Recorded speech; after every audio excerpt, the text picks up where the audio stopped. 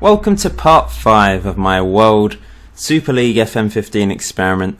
Once again, thank you for all the support in the series. It's been enjoyable, it's been interesting, and lots of you are enjoying it, with plenty of likes on all the videos, plenty of interesting comments from you guys, things that you spotted or things that you've found quite funny, with certain teams like Toronto outperforming everyone else. I don't know what's been happening there. In this part 5, I would like you to vote in the straw poll below in the description as to how many seasons I should go forwards in part 6, whether I should go the usual 3 seasons and do them in the same style that I've been doing, 5 seasons and sort of skip forward 5 seasons, just do an overview of the last 5 seasons, or 10 seasons and finish it there by just going 10 seasons into the future.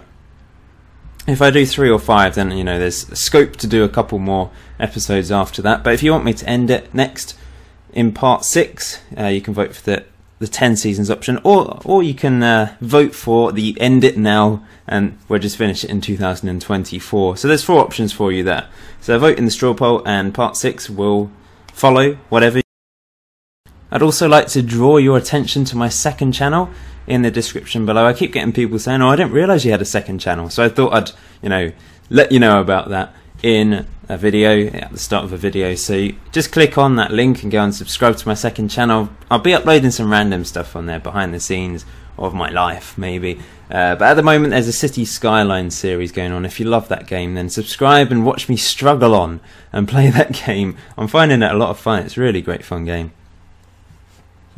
So it's the end of the 2023-24 season, and those of you that voted in the last episode for which team you thought would win the World Premier League at the start of part 5, those of you that said Real Madrid, you are correct, because you've won by 1 point ahead of PSG. 75 points, quite a low points total for champions of this division. Roma down in 3rd, they finished first last year, so they didn't slump as bad as some of the previous winners we've seen.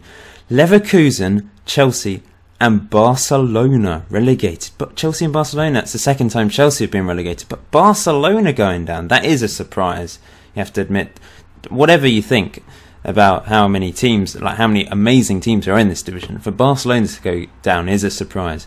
Josh Murphy, top scorer for Man City. He is a star, 19 goals in 53 games for England. And wow, top scorer in this top division. That is very impressive indeed. Arsenal and Tottenham down there, Bayern all the way down in 13th. So Real Madrid top and Barcelona bottom. Barcelona have of course won it twice, so to go down is a mega surprise. Can they bounce back straight away? We will see in the next part, well, in the second season of this episode. So Real Madrid have a Serbian in charge.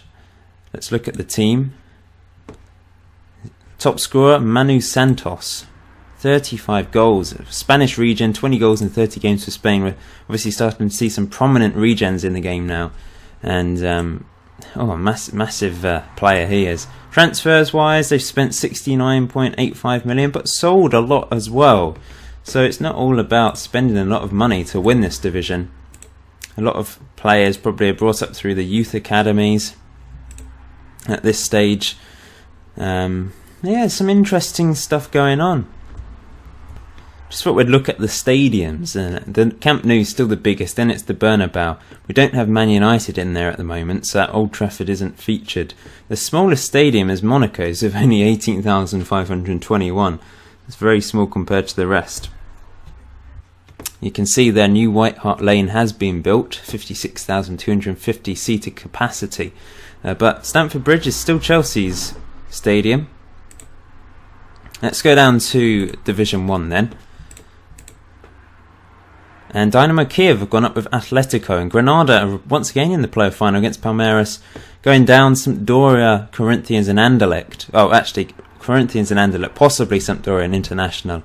Where's Man United? They're 3rd. They've missed out once again on getting promoted. They've really struggled to get out of that division since being relegated. We'll have a look at the other divisions in the 3rd season of this part 5. But let's go ahead and look at the 2nd season. So Real Madrid have successfully defended their title think the second team to do so. I think Man City did it at the start. Yeah, we saw them win it in 2016 and 17. Man City's still the top team in this competition, winning it 3 times. But Real Madrid and Barcelona and Juventus have all won it twice now. But Real Madrid's looking to dominate this division. 12 points ahead of Roma as well. Palmeiras went up last season, as we can see, as did Atletico and Dynamo Kiev. And all 3 have been relegated straight back down to Division 1. 3 English teams there, Man City, Liverpool and Tottenham, towards the bottom of that table. Arsenal, the highest placed English team now. And in the first few episodes we thought English teams were going to dominate. Some people were like, Football Manager, always favouring the English teams. But on this, it hasn't happened further on into the future. Top scorer was this guy, Joaquin Jimenez, Spanish regions doing very well. 27 goals in 38 games for Spain. Must have a very good team. Let's actually quickly look at the Spanish team, in fact. They are second in the world. Top player is Isco. Denis Suarez up there as well.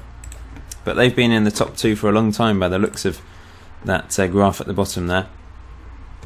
So well done to Real Madrid. Let's just look at the transfers, see what's been happening. Biggest fee, 40 million, was Alain Penedo going from Barcelona, who of course were relegated to PSG. Let's go down to Division 1 then. Have Barcelona made it back up? Let's see. Barcelona have, along with Chelsea, both going up. Chelsea only 1 point ahead of Cruzeiro. Where's Man United? Down in 12th place, 60.0 goal difference. Hamburg versus Leverkusen in the playoff final. We've seen them in the top division a few times. As have Cruzeiro been up there. Granada going down despite being in the playoff final last year. They've really struggled, as have Seville. 2 Spanish teams going down from this division. Top scorer, Kravchenko for Cruzeiro, 30 goals, a Russian regen. 17 goals in 25 games for Russia. There's some really good players on this save. So we'll holiday one more year in this episode, and we'll look at all the other divisions and the cups and the World Player of the Year and that sort of thing in a bit more detail. So we'll start with the top division like usual, but look at that winner.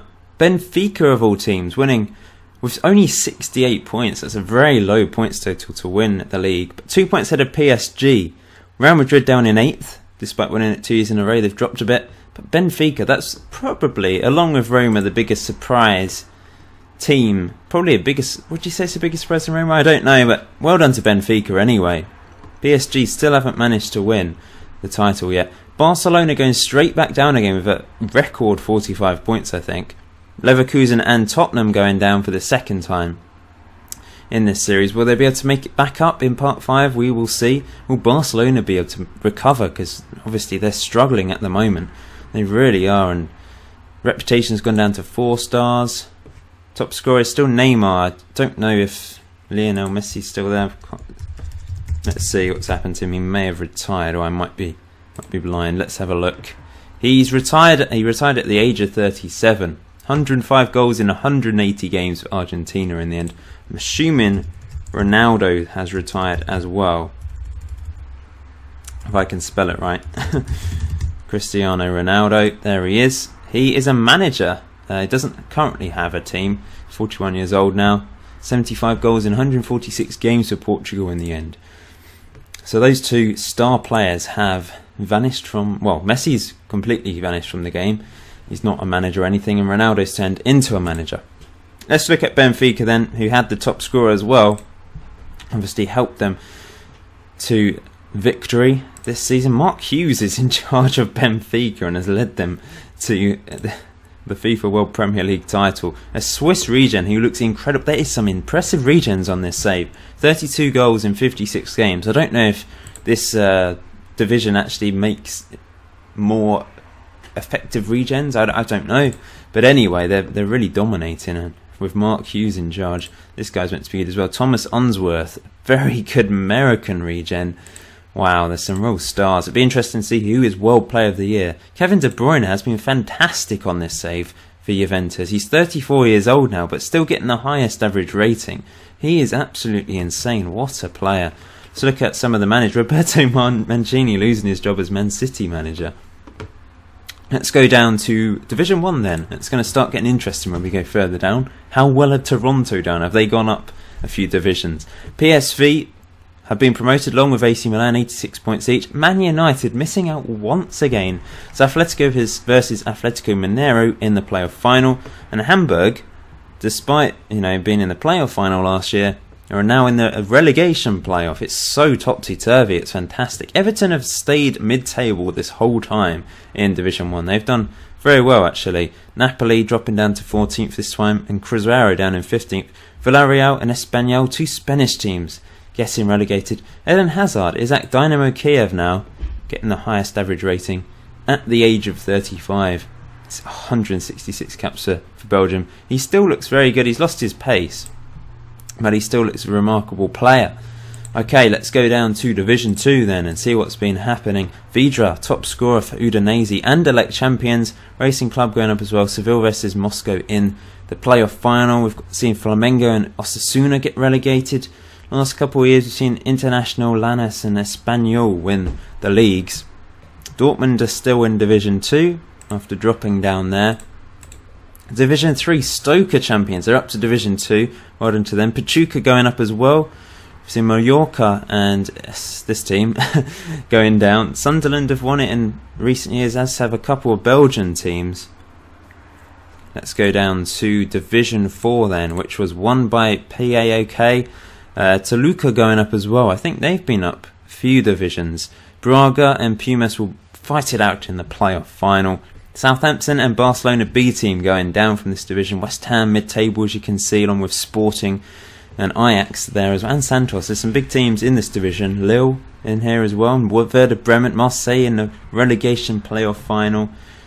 We've seen Pachuca go up last year. They've done quite well, I think, over the years. Let's have a quick look. Or maybe not.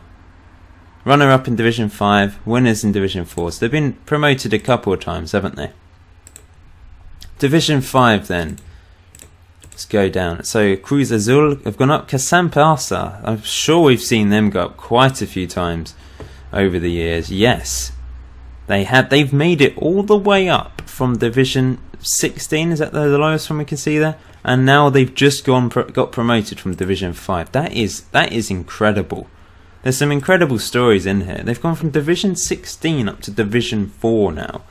That really is quite unbelievable. In a matter of 12 years, that is very impressive. That's almost promoted every single season? Must be. Wow. Some weird goings on in these divisions. Maribor going up with Mainz. I think Maribor have done quite well as well. Dynamo Moscow and Torino going down from this division. Yep, Casampasa won it last year. Division 7, which was won by Casampasa in 2024. Yep, they've been going up nearly every year, if not every year. UDEG, another team dominating. They didn't lose a single game. I think they're another one to keep going up. Let's have a look at them. They've been up from Division 18 and now they're in Division 6 next season. What is up with this game? Promoted every single season. It's just decided that some teams are going to get promoted every single season. It's really weird. The game's broken, I'm guessing. I mean, that's not going to happen if this was a real life scenario. And the game must have sort of somehow fixated on certain teams to get promoted every single season and dominate at the same time. I mean, UDEG, who the hell are they? And they've been promoted every single season, dominating every single season. Feyenoord have gone down. See, that's a bit of a surprise. Down to Division 8, which was won by Toronto FC. They've done it again. They didn't lose a single game. What on earth is up with them? They've really... So they've gone from Division 18, Division 17. So have they been promoted every single season? I think they must have. Yep. They're up to Division 8, Division 7 next season. The game's broken. Toronto FC, wow. I mean, they've hardly lost a single game. They lost in the World League Cup second round this year. And last year, they lost in the first round of the League Cup. And the previous year to that, they won every single game imaginable. I don't think they get to play in any cup competitions in Division 10. What is up with it? They lost in the World Lower League Cup semi-final. I think that the Division 8's, Division 10's a blip where you're not in any cup competition, actually, by the looks of it. But I don't think they've lost a single league game the whole time. That is ridiculous. Well done to Trontra FC, but wow. Yeah, I don't know what to say really. Let's go down then. New York in the relegation playoff. It's another North American team. Oh, Los Angeles are up there as well. You may have seen in 5th place. Okay, Division 9. That's another one going up every single year. What is up? They're gonna. If we do go into 10 years into the future, we're going to see Toronto FC winning the Premier League, aren't we? With no recognisable players. And we can see how broken the game is. It's just funny, really. And that's another one. Trnava going up every single year. They didn't lose or draw a single game this season. Well done to them. Watford going up with them as well. Metallurg D going up very impressively. Let's go down to Division 12. Racel going up, not losing a single game. Derby in the relegation playoff there. Millwall, they're another team that's suddenly really been very successful. They haven't been up every single year. They've only got 1.5 star reputation, in fact. But they've gone up from Division 19. And the last few years they have dominated. I think they were relegated towards the start, but they've suddenly turned it around. They didn't lose a single game in Division 13. Unbelievable. DC United getting relegated from that division as well. Volene going up, not losing a single game. There's certain teams that just suddenly appear and then start to do really well as well. Chicago going down along with Middlesbrough. Down to Division 15. Debrecen going up. There's always a team that flies away with it. Orlando Pirates going up as well. Leeds and Grampus going down. What a great name that. Division 16 won by Defensor Sporting Club. Blackburn and Jeonbuk going down from this division.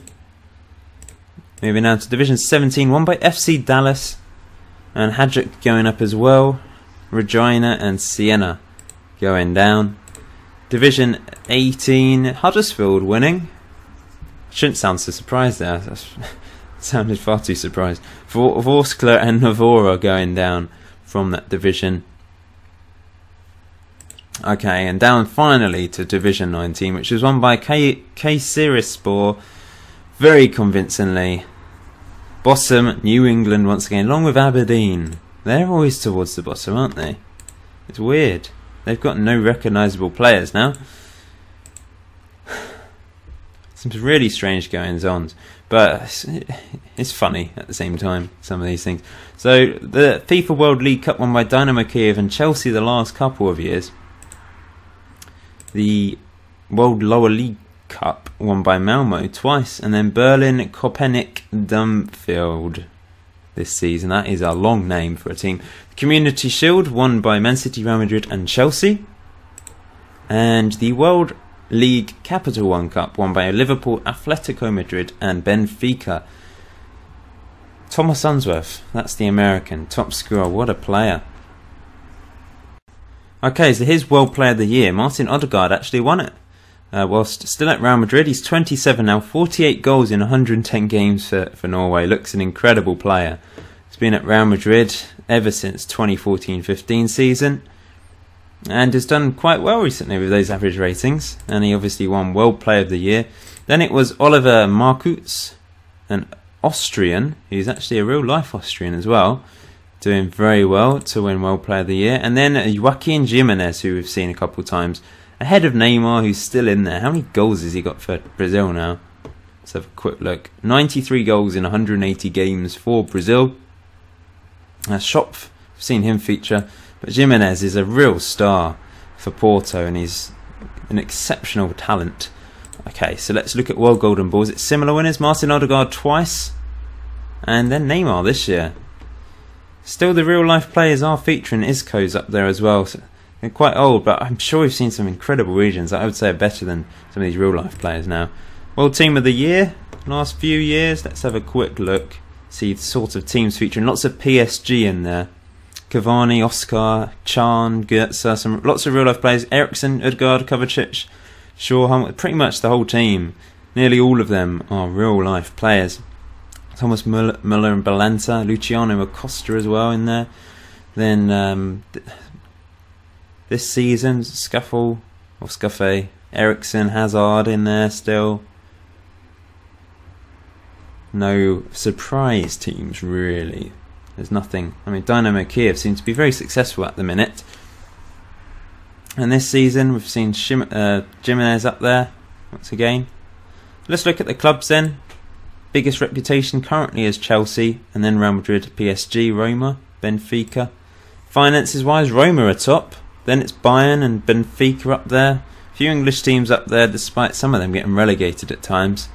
Barcelona down in 14th now. World rankings, Argentina are top at the moment. Oh, thought I saw a surprise then, but no, maybe not. Mexico quite high and up in 9th. Australia up in 10th. And the USA doing very well in 13th place. Qatar on 19th. I don't know if that's because of the World Cup and them vigorous youth policies they've put in place to try and do well in 2022. Of course, it's now 2026, so it'll be the World Cup again soon. So we can look at that in part 6. But I think that's the end of this episode, guys. Thank you for watching. I hope you're still finding it interesting. Vote in the straw poll below as to how many seasons you want me to holiday into the future. If you want 3, then, you know, I'm happy to do a similar style thing to this. If you want 5 or 10 and just see some overviews of the last few years, vote for that. And if you just want me to end it and move on to another experiment, then vote for that. But anyway, maybe I'll see you in part 6. Thanks for watching, guys. I'll see you soon.